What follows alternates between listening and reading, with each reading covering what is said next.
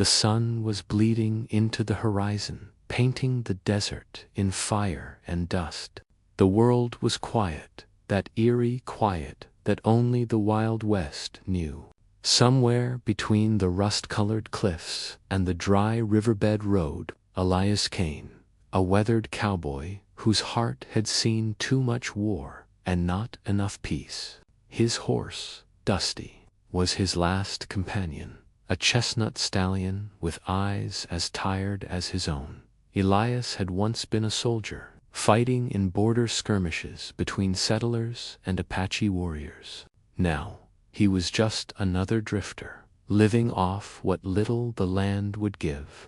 But that evening, fate decided to cross his path again in a way he never expected.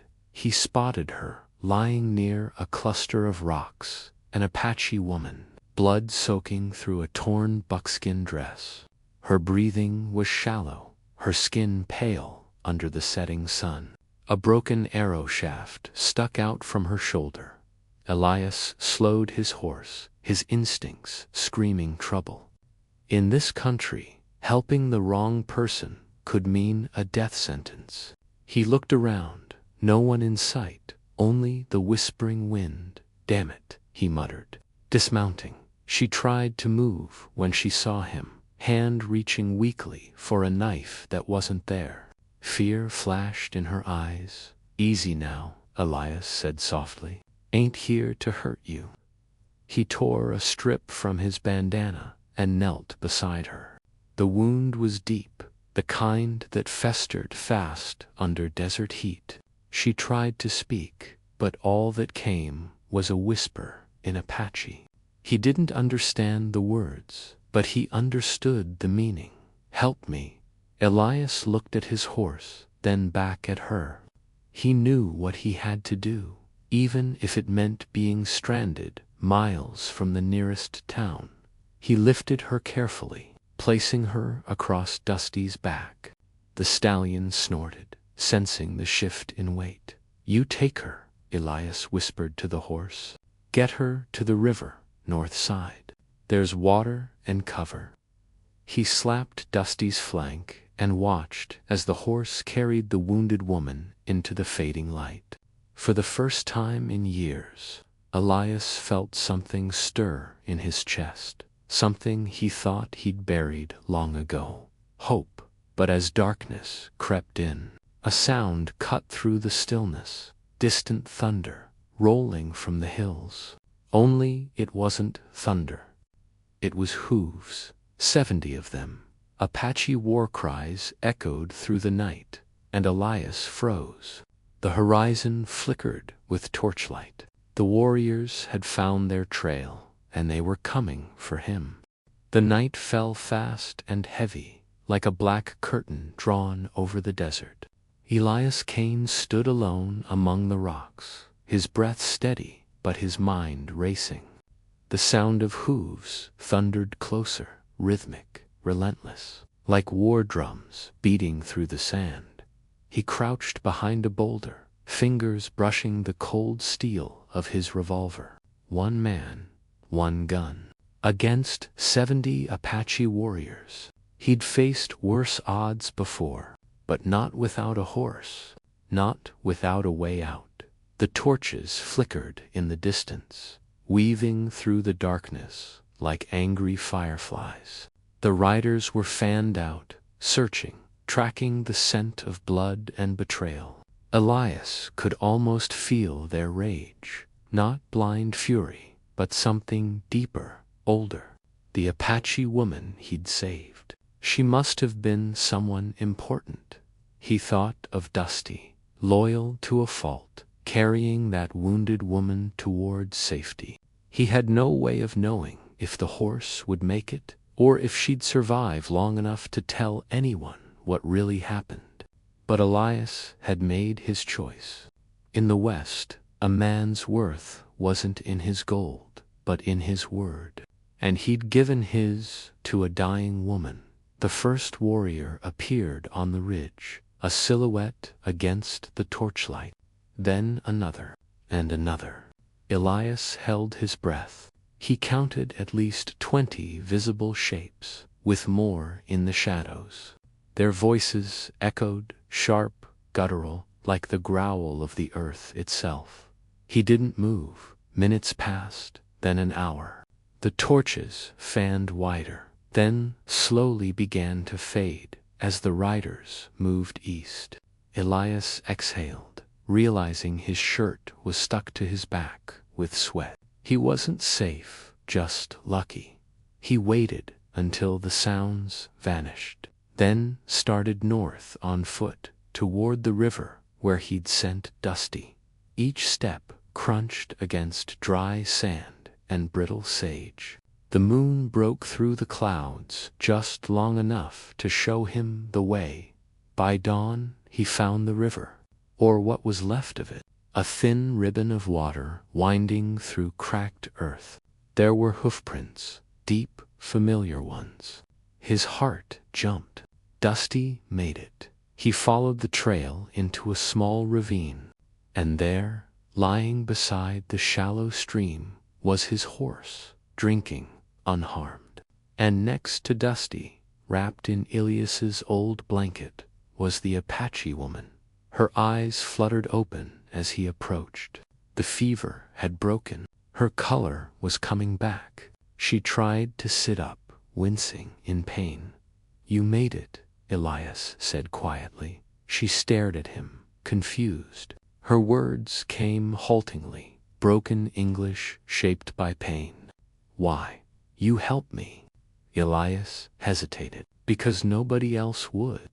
She studied him a long time, the kind of look that weighed a man's soul. Then she whispered, "They come. For me, you go.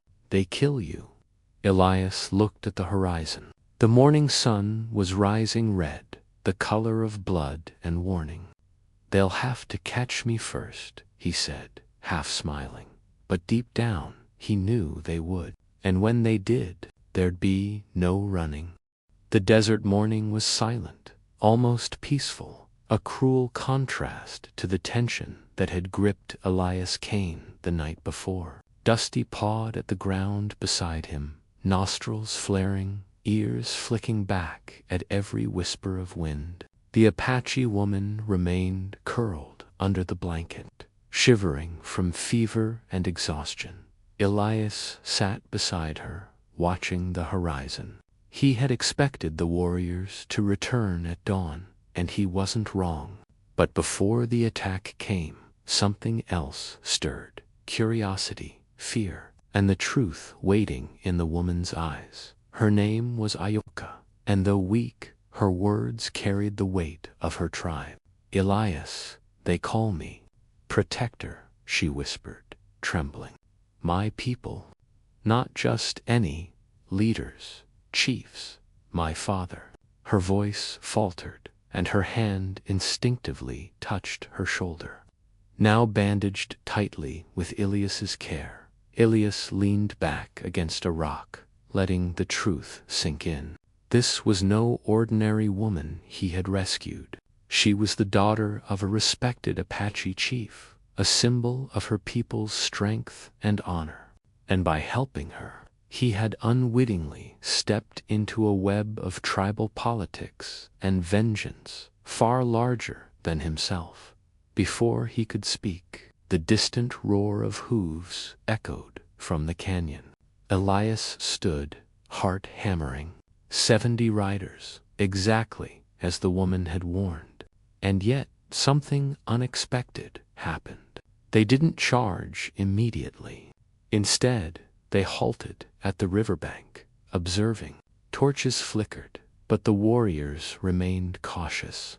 One of them rode forward, an elder, his face painted with ochre, feathers woven into his hair.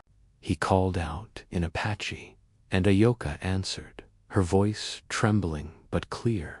Elias couldn't understand the words, but their tone carried something he recognized: respect. Then the elder dismounted, keeping a safe distance from Elias. He studied him, a lone cowboy, gun at his side, dusty, tired, yet standing with unwavering determination. Slowly, he nodded. Elias's eyes narrowed. This wasn't an ambush. It was a test. Ioka spoke again, this time louder. He saved me. Gave everything. His horse. His safety. The elder looked at Elias, then at Dusty.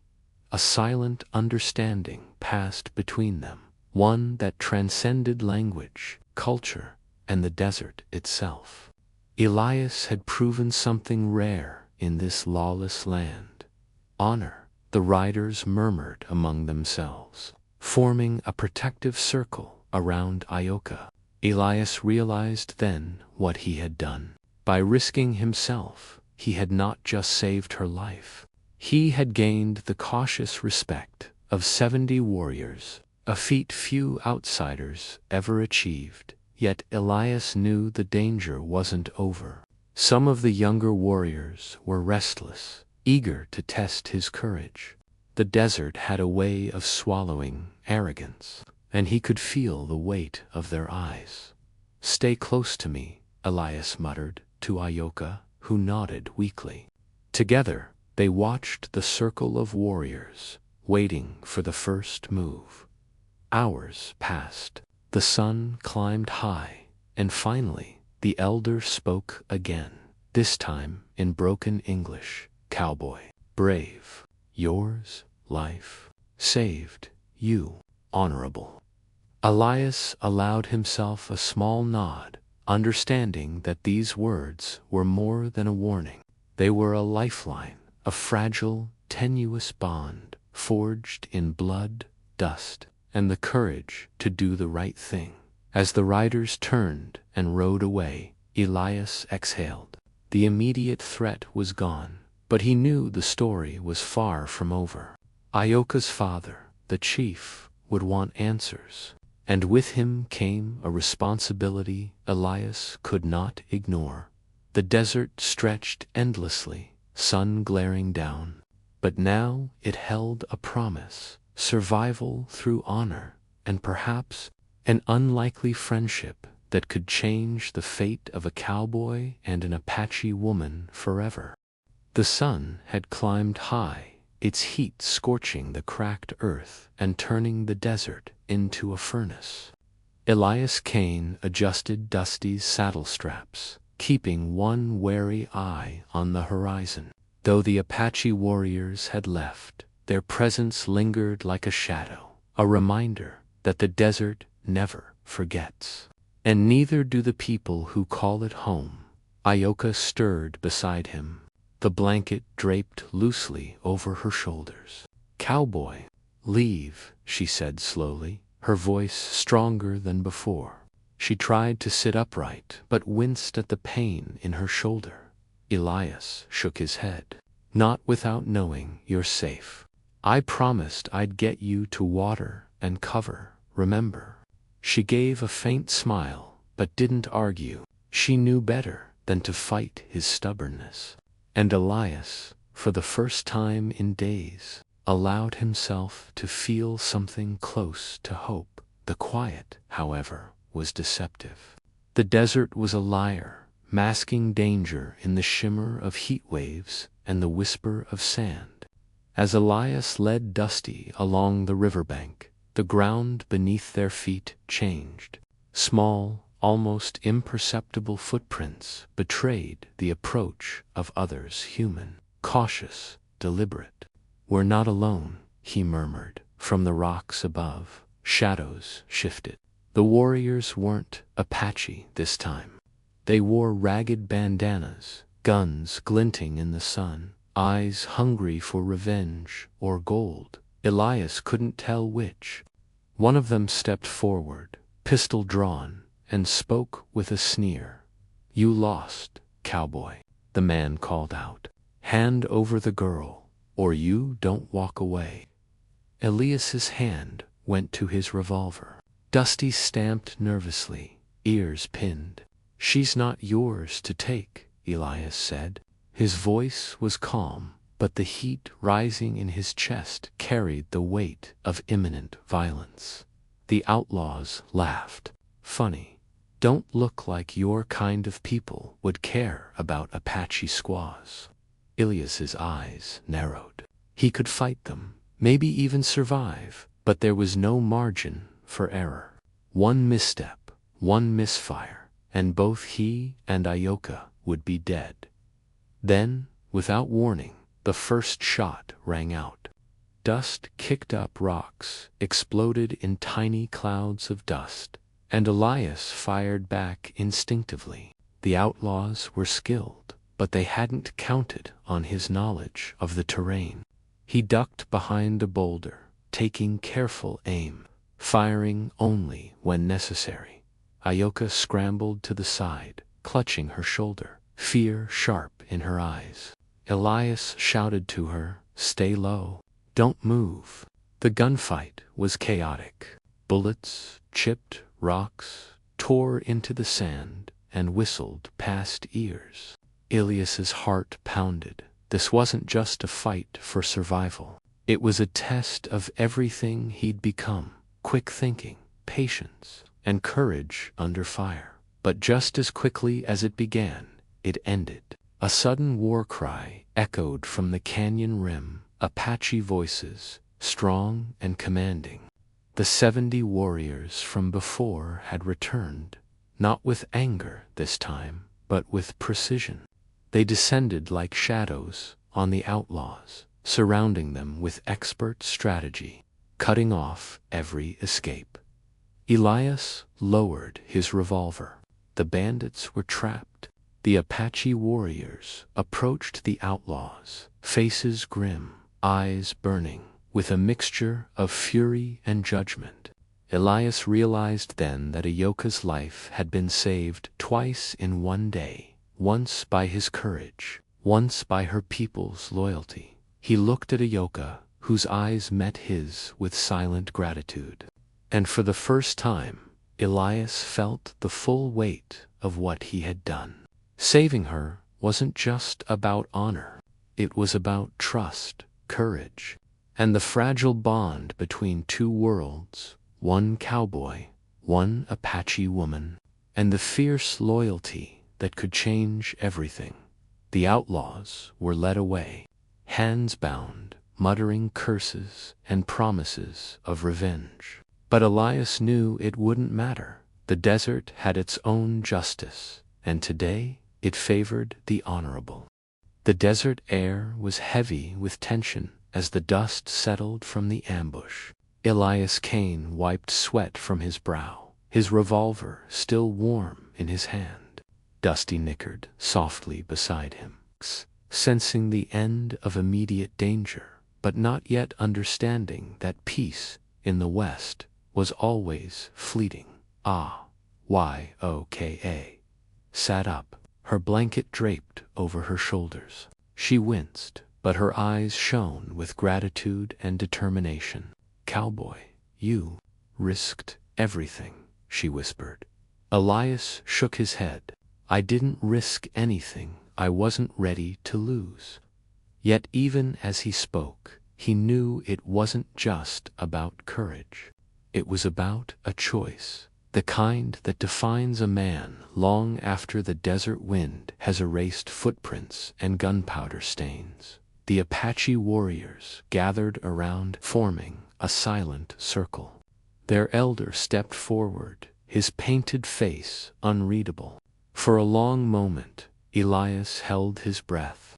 Every instinct screamed that one wrong move could undo the fragile trust he had built.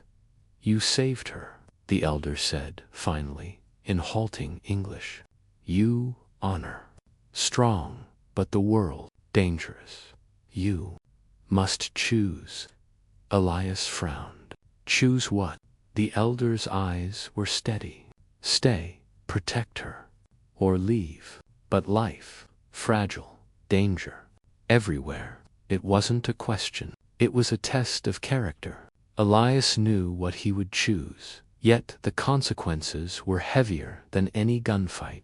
To stay meant aligning himself with a world he barely understood, one filled with rules he had never been taught. To leave meant betraying the woman whose life depended on him, the trust of 70 warriors, and, most painfully, the promise he had made to himself that honor still mattered. Ioka's gaze met his. Cowboy, choose honor. My people. They will protect you too, but you must choose. Elias looked at Dusty, at the river flowing gently through the desert, at the scarred cliffs that had witnessed decades of blood and struggle. He thought of every battle fought, every friend lost, every moment he had walked alone. And he made his choice. I stay, he said, finally. Not for her. Not just for her. For what's right. For honor. Ioka smiled faintly, relief in her eyes.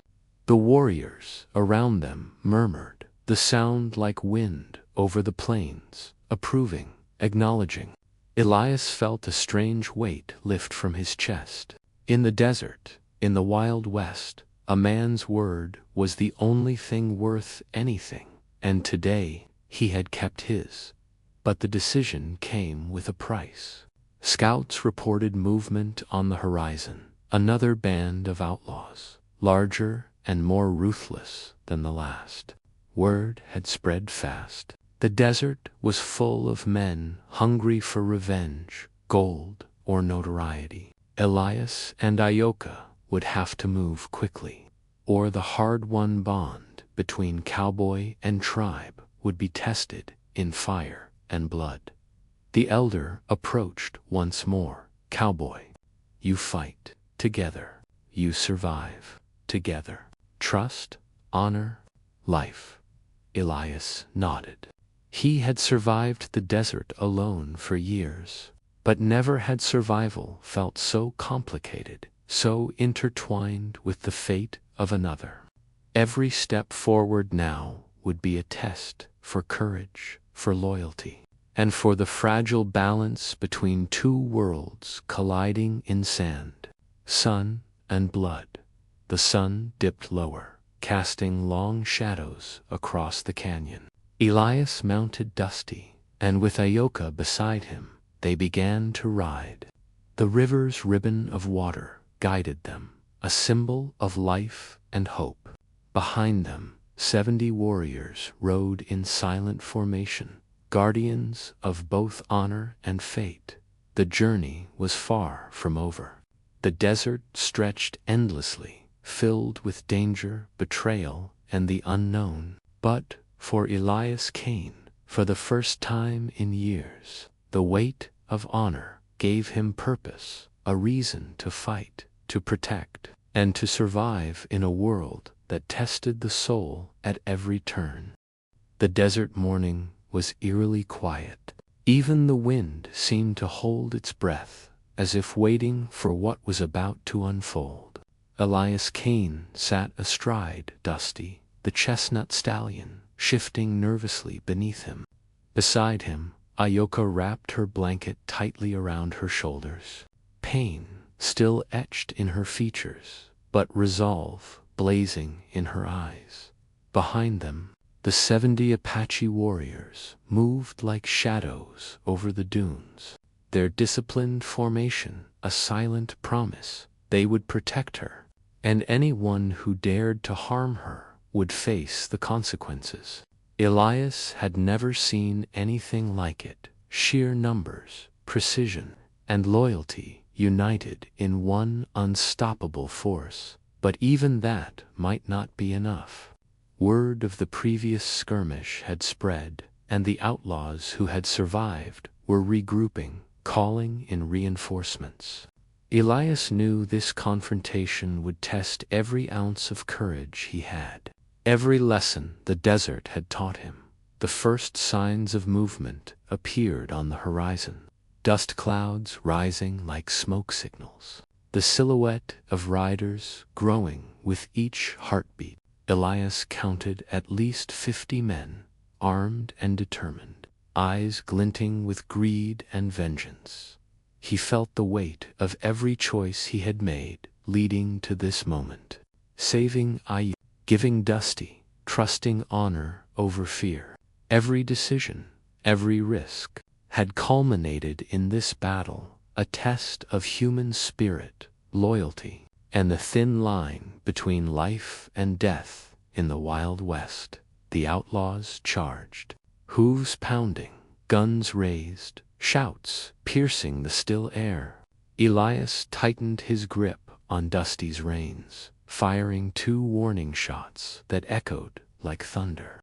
But the Apache warriors were already moving in perfect synchronization. They fanned out, flanking the attackers from every side. Archers on horseback loosed arrows with deadly precision, while warriors armed with rifles and tomahawks cut off escape routes. It was a ballet of violence and strategy, orchestrated with decades of tribal knowledge and honed instincts. Elias fired from behind a boulder, covering Ioka as she clutched the reins of Dusty. The chaos around him was almost hypnotic, dust swirling, weapons flashing, shouts and war cries mixing into a thunderous symphony of survival. Then the moment came. A group of outlaws tried to break through the flanks, aiming directly for Ioka. Elias acted instinctively, placing himself between them and the woman, his revolver finding its mark with deadly precision. But before he could react further, the Apache warriors surged forward, overwhelming the attackers with sheer force. In minutes, the battle was over. The outlaws lay bound or fleeing into the desert, and the 70 warriors stood tall. Their presence an unspoken declaration. The unthinkable had happened. They had trusted an outsider, and together they had protected their own. Elias looked at Ioka, her eyes wide with relief and admiration. "Did it?" she whispered. "No," Elias replied, voice low but steady. "We did it." The warriors gathered around, faces proud but solemn. The elder stepped forward, placing a hand on Elias's shoulder. "Cowboy, honor, courage, loyalty, you, part of tribe now, not by blood, but by choice." Elias felt something he hadn't in years, belonging. Not to the desert, not to Dusty, not even to the lawless towns he had wandered through, but to something greater, something enduring. The bond forged in trust, courage, and the unbreakable will to do what is right. As the sun set behind the rocky cliffs, Elias, Ioka, and Dusty rode, together with the Apache warriors. The desert stretched endlessly before them, but the fear of what lay ahead was replaced with a newfound respect for life, loyalty, and honor. In the Wild West, danger was never far. But in that moment, the unthinkable had been achieved. 70 warriors, a cowboy, and a wounded woman had shown that courage and honor could defy even the harshest deserts, the fiercest enemies, and the unlikeliest odds. And for Elias Kane, the legend of that day would ride on forever, etched into the sands of the wild, unforgiving land he called home.